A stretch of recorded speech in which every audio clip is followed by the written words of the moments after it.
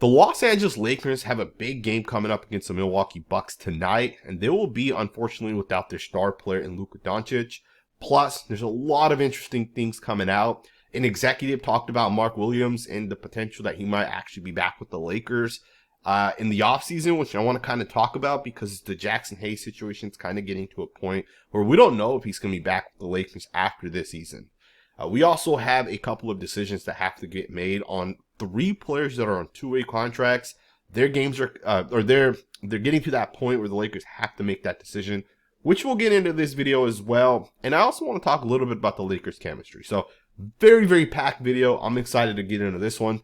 Let's start right away talking a little bit about Luka. So yesterday, Luka had a monster game going up against the Denver Nuggets. The guy came out there, scored 21 points in the first quarter, was basically unstoppable. And the Lakers quickly jumped out to a pretty big lead in that first quarter.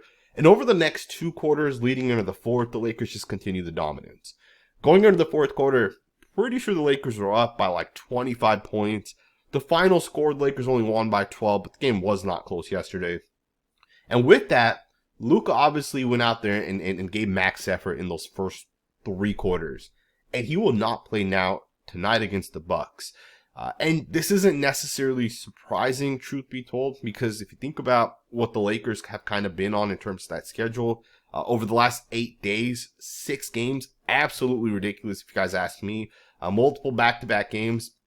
And Luka will rest tonight against the Bucks. You got an update coming out here where Dave McMahon said that the Lakers star Luka Doncic will not play tonight against the Milwaukee Bucks as he continues to manage a sprained right ankle, sources told ESPN. Thursday marks the final game in LA's brutal 6 games and 8-day stretch of the schedule. The Lakers have gone 3-2 so far. So there you guys have it, right? So it's the sprained right ankle. It's not anything, in my opinion, to actually be concerned about. It's just load management. I think this is the smart way to kind of approach this part of things, right? If you guys really think about where the Lakers are right now, they're in a really good spot, right? They're in the number 3 seed right now in the West. They're, I believe it's half a game behind the second seed. So they're right there, right? It's like neck and neck. The Lakers are also kind of getting to this point where they're starting to be fully healthy. LeBron James, we've been told, is day-to-day at this point. So he could easily be back on Saturday against the Chicago Bulls. So there's a real chance the Lakers come Saturday will have Luka out there. They'll have LeBron out there. Rui Hachimura, from the reports, seems like is actually ahead of LeBron. So he might be back against the Bulls as well. If not today, right? Like I wouldn't be surprised if he comes back today and plays a little bit, but probably not today. Most likely Saturday. And from that point forward, it's basically playoff basketball to try to get that number 2 seed for the Lakers. So I don't have any issue with Luka taking the night off. It is what it is. It's kind of where they're at. But Luka did say something very interesting yesterday after the game. And I think this is something that people don't really recognize or think about too often. I cover the Las Vegas Raiders, so I talk a lot of football. And in football, there's practices 3 to 4 times a week. And that's not something you even really consider. In basketball, you don't really get to practice all that much, right? If you have a game where it's back-to-back, you're definitely not practicing. If you have a game on, let's say, Monday, you're off Tuesday, have a game on Wednesday, and maybe you're traveling, you're not practicing either, right? So you don't have a real practice. And Luka kind of reminded everybody that yesterday. He said that the Lakers haven't even really practiced together yet as a team, which is kind of crazy to think. Luka said specifically, and I quote, yeah, we basically have no practice. I mean, we don't have time to practice. We play 6 games in 8 days, so it's impossible to practice. Obviously, stuff when you practice, you get chemistry, you get everything. So it's nice to figure that stuff out. And it's kind of important to put this into context. When Luka came over to the Lakers about a week before the All-Star break, Luka played 2 games, and the Lakers were, they weren't super healthy, right? Like they weren't 100% healthy. I think Austin Reeves might not have played at that point in those 2 games. You come after the All-Star break, Rui Hachimura gets hurt at some point, LeBron gets hurt at some point, Jackson Hayes gets hurt at some point. All of these different guys are missing time, and you've never really practiced where it's the full starting 5, right? The starting 5 unit. At this point, you have Jordan Goodwin starting for the Lakers. At this point, you have guys like Dalton Knecht, who, Dalton Knecht's a solid rookie, but is he going to play when the playoffs come around, right? Even guys like Trey Jemison and Koloko are playing a whole lot. I don't know if they'd even be in the rotation if the playoffs started today and the Lakers were fully healthy. And the fact that these guys haven't practiced all that much with that starting unit, it's just going to be interesting to see where the Lakers kind of end up when that time ultimately comes, right? I want to switch focus. I want to get into and talk a little bit about something that we heard from an NBA executive, specifically to Mark Williams. And it was kind of tied to the Los Angeles Lakers because the Lakers have already tried making this trade once before. The NBA executive had some interesting words. So I'm going to go ahead and quote what this guy said. Basically, it was Mark Stein that reported the news. He said, and I quote, Mark Williams is obviously back with the Hornets after the Lakers rescinded their February trade for the Charlotte big man. But some rival executives expect the Williams trade market to be re-explored this summer.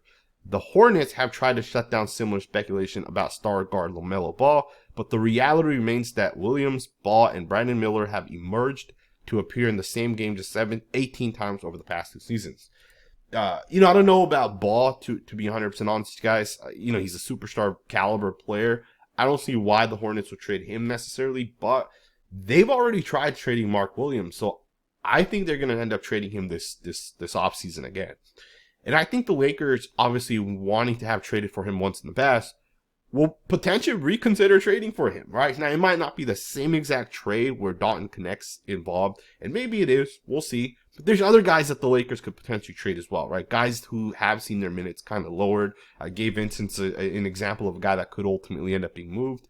But the Lakers are going to have to make some tough decisions as the offseason kind of comes along, right? So Jackson Hayes was on a 2-year contract with the Lakers.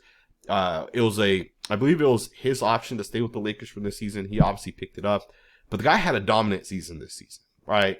And dominant in his perspective, right? The role he kind of has with the Lakers. He's a defender. He catches those alley hoops, pick and roll game. The guy's had a lot of success, and right after Luka, you can make the argument Jackson Hayes has been, one of the more pivotal players right after Luka for this team. Right, especially considering the fact that the Lakers don't really have other big options to play defense and block shots and do those things underneath the basket. Hayes has kind of been doing that for the Lakers, and we saw the difference. When Hayes missed a couple of games, we saw the Lakers kind of go on this losing streak here.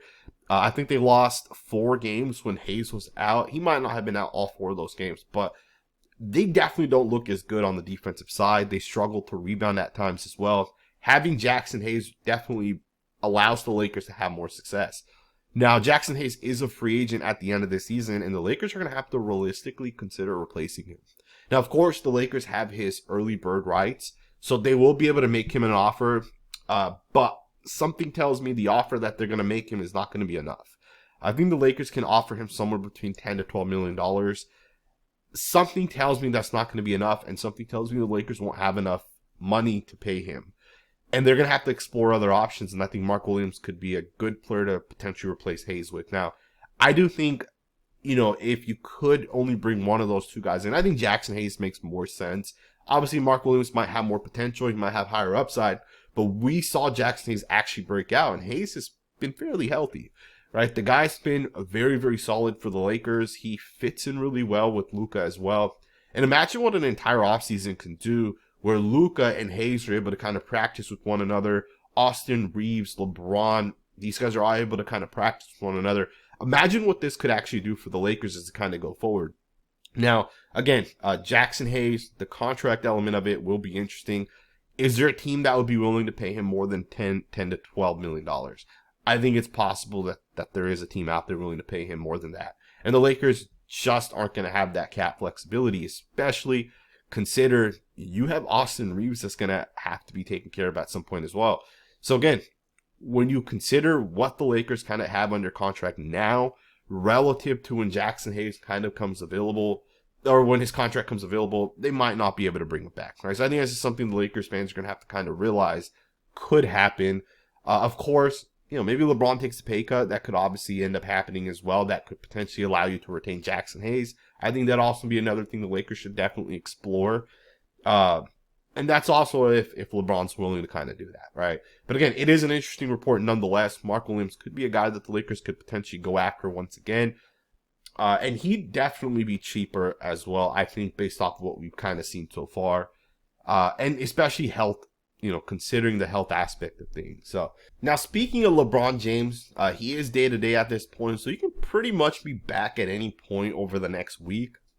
JJ Redick said something very interesting about LeBron James, and it definitely made me realize, when you think about Luka saying we haven't really practiced, when you think about the fact that the 5 starters haven't really played together at all, and then when you think about LeBron James and kind of the impact that he could potentially have for this team, and specifically just the voice that this guy has, it makes you realize the Lakers are nowhere near being a healthy, complete team. Like, we haven't even really seen what this team is going to actually be like. I want to read to you guys what JJ Redick said, and there's just so much truth to this.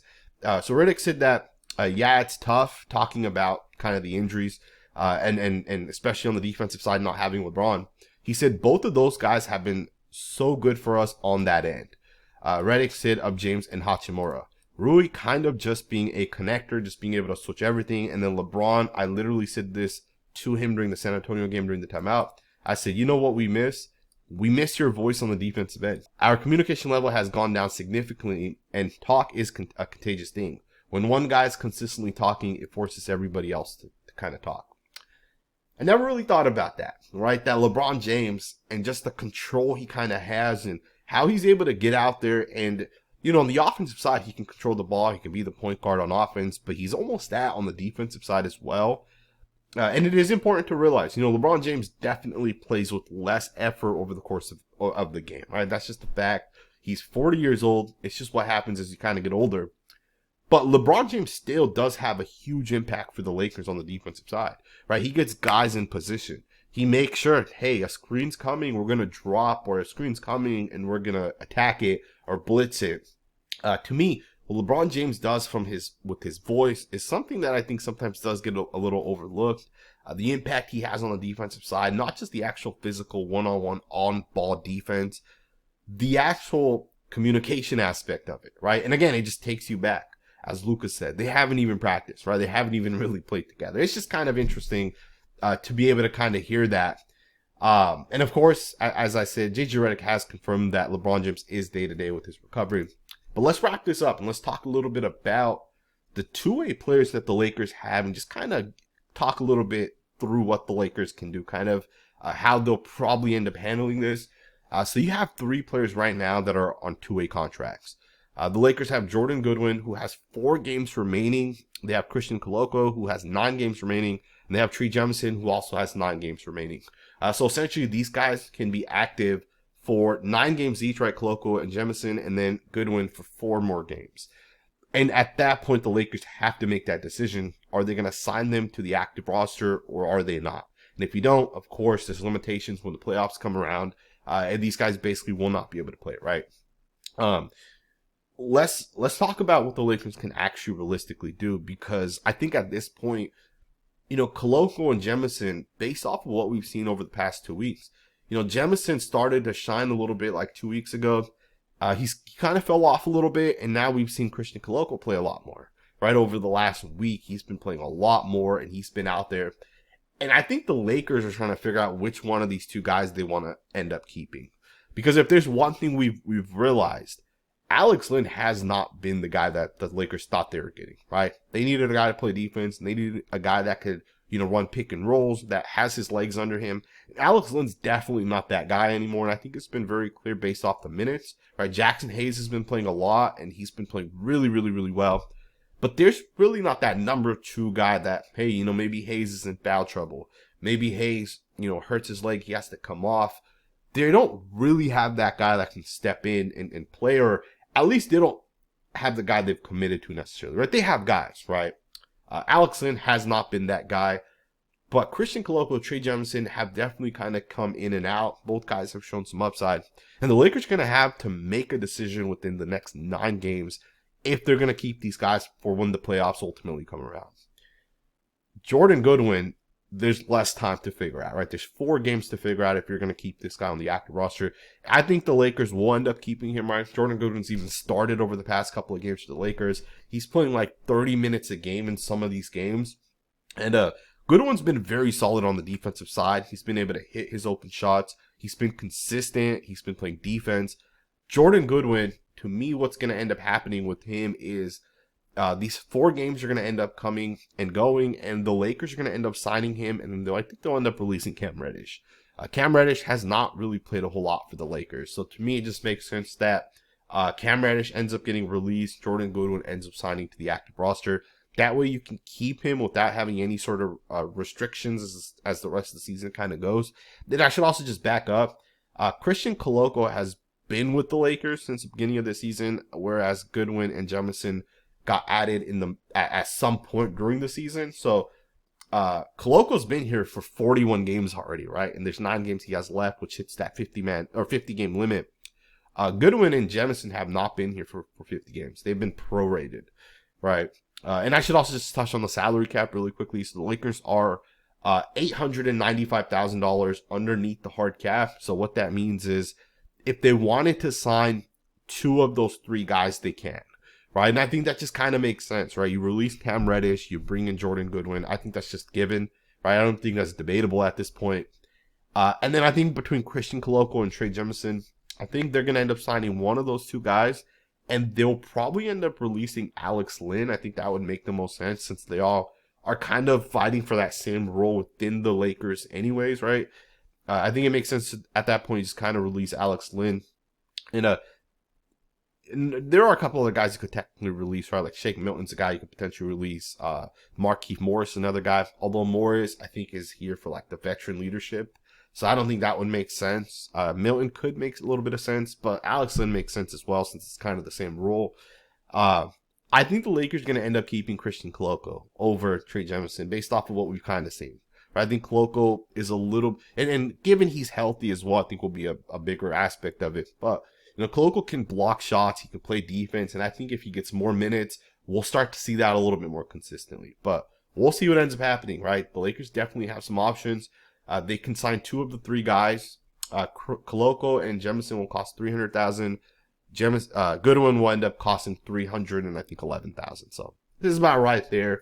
Let me know what you guys think, man. I hope you guys enjoyed this video. Obviously, I want to bring you guys the best Lakers news as close to as it's kind of happening. And I hope you guys do enjoy this video. Lakers, haven't covered them all that long. I've covered the Raiders for years. So I have a lot of experience covering football. Haven't had that same experience covering basketball. But if you guys enjoyed this video, definitely let me know down in the comments below. A lot more videos like this on this channel as we kind of go forward. Thumbs up, subscribe, and I will see you guys next time with another video.